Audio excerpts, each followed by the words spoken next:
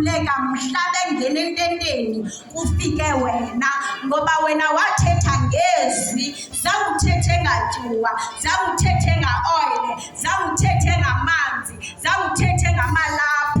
Kodwa wena usifundisile izwi lokuba noba sowumkile sesihlale ezwini, sesihlale emthandazweni, wena awungoThixo, kodwa zesazi uThixo ukuthi noba wena sowumkile yena uhleli enathi.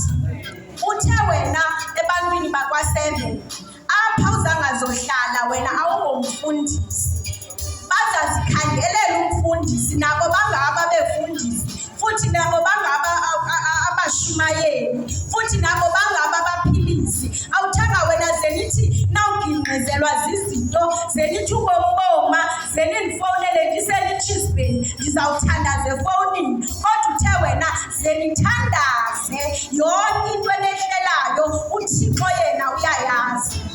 Ndithunywe loo nto tata, bathe ndingathethi kakhulu ngoba kukho abantu ekudala befikile apha, otherwise mna bendisafuna uthetha mna ndishumayele ndithi kule ntaba sime kuyo kungaze singasuki, ze sihlale futhi ze singashukunyiswa, simke ethembeni. NgoYesu Kristu inkosi yethu, amen.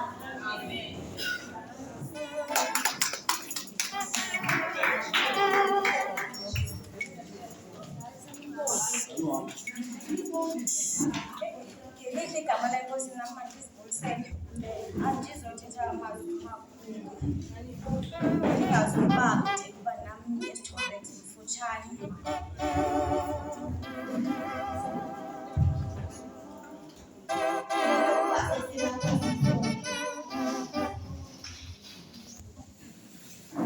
Asusisono sami, ahlanze inhliziyo, amandla